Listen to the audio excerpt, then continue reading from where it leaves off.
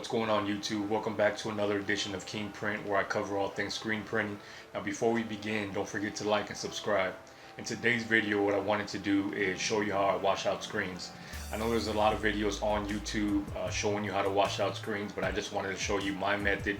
Maybe it can work for you. Maybe it can show you some things to do or not to do when you're washing out your screens. So with that being said, let's get right into it.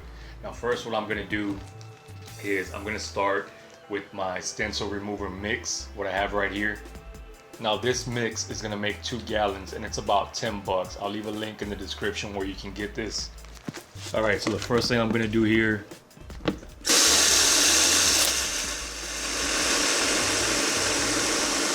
put some water in here. Now this does make 2 gallons. I have 1 gallon here. And I already used half of it on the previous mix, so I'm gonna go ahead and throw the whole thing in there. Put it off to the side.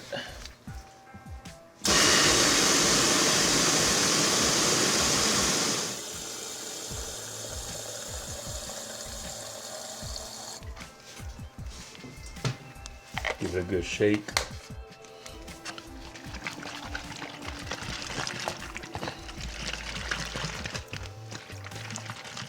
So from there, what I'm doing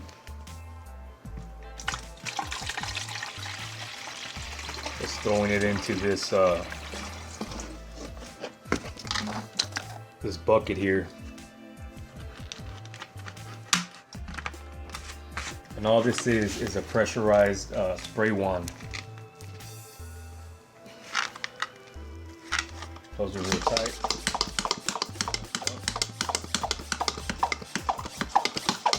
The reason I like using this here compared to like a 1-quart bottle is if you buy a 1-quart bottle of stencil remover, it's already 10 bucks by itself, let alone a gallon.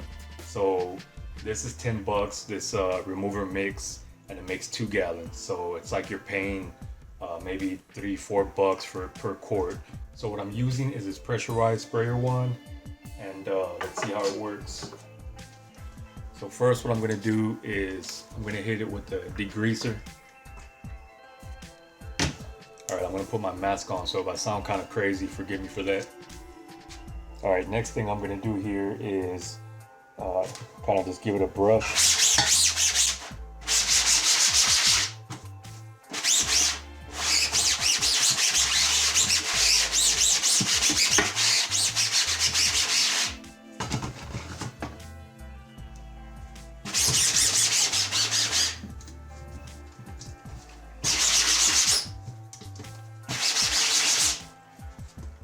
And I'm going to put this aside. I'm going to let it set in for a minute. Now, one thing that you're going to want to remember is to have a few different brushes. One's going to be the very dirty brush that's going to be ready to change out at any time. There's going to be a medium brush and a brush for the white and the very lights. The reason is because you're trying to get all the ink off and trying to get it as light as you can. If you just keep using a dirty brush, you're transferring all the other inks from everything else you're washing off onto your clean screen. So I'm putting this one aside.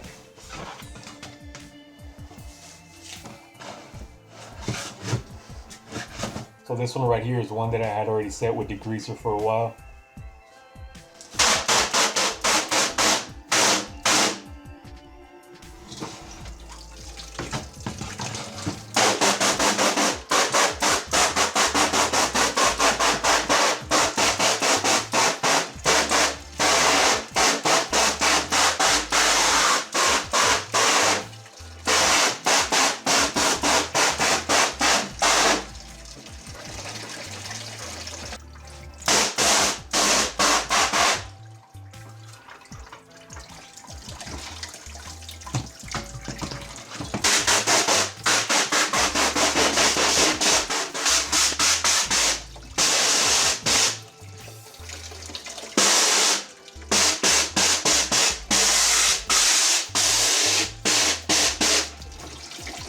Okay, now what you're going to do is hit it again with the degreaser.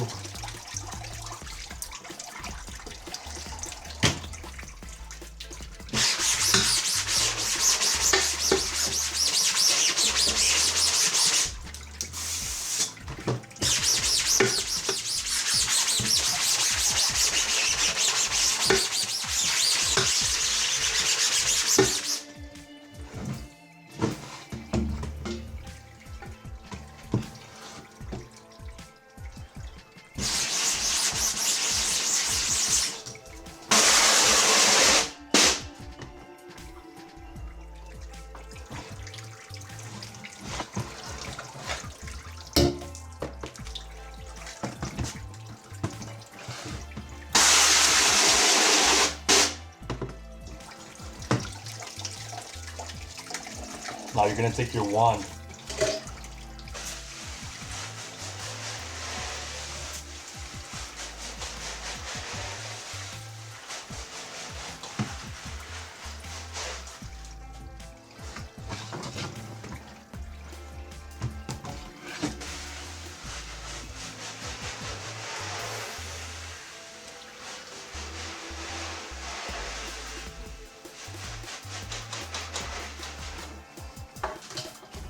Alright, now you're going to set that one aside.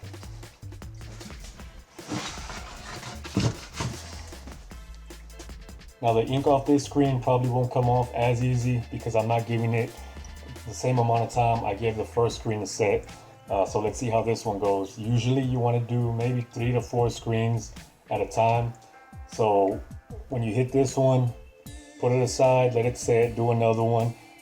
Just keep rotating it. That's giving it enough time for everything to kind of do its thing.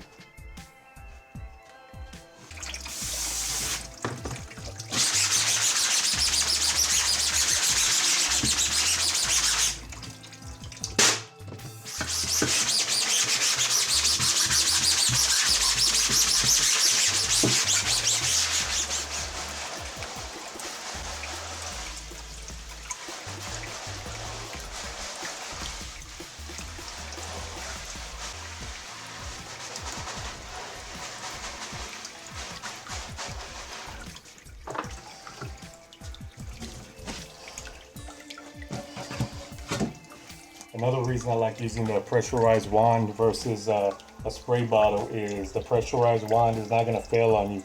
What I mean by that is a lot of times the spray bottle will jam. Something will get stuck in there or it'll just break for whatever reason and it'll stop working. So, you know, that kind of stops production. This pressurized wand here is pretty fail-safe, so I like using it.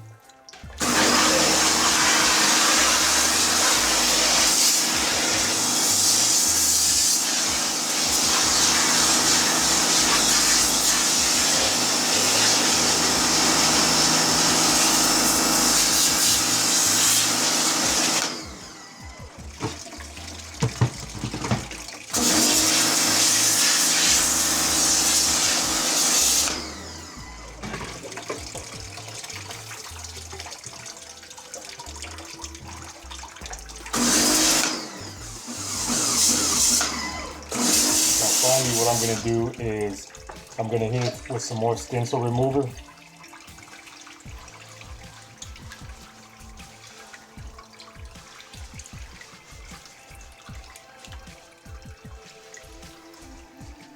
And some more degreaser.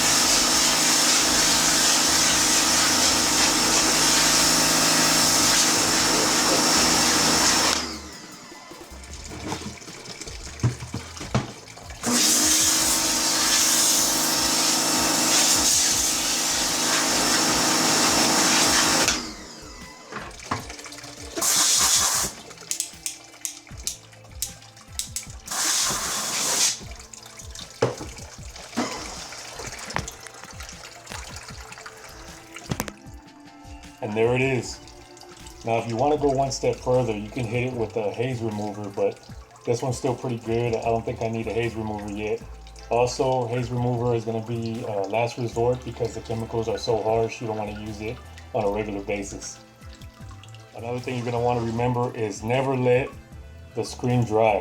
So what I mean by that is if you already put your stencil remover on the screen and you set it aside to work on another one, you don't want to forget about that screen, because if it dries, you got to start the whole process all over.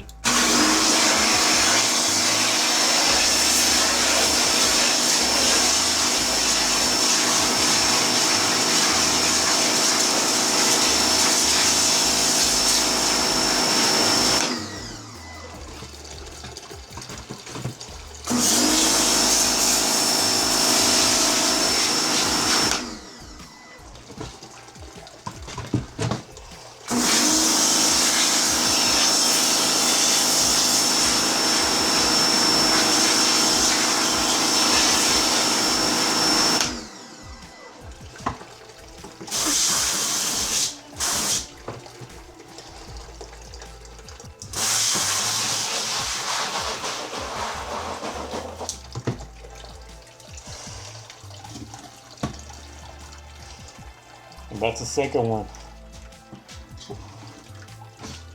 Good to go. And what I like to do from here is throw them under the flash dryer so they can dry pretty quick. Now this is something here that before I saw, I wouldn't even think about doing. But I had gone to a friend of mine's shop and he had them just like this. And I was asking him about it because my thoughts were that it's so hot, the flash dryer, that it would just melt the mesh because the mesh is really delicate. So I just thought putting it under there would melt the mesh, but I've been doing it this way for a while now and I've never had any problems. So that's just another little tip to get these out quicker.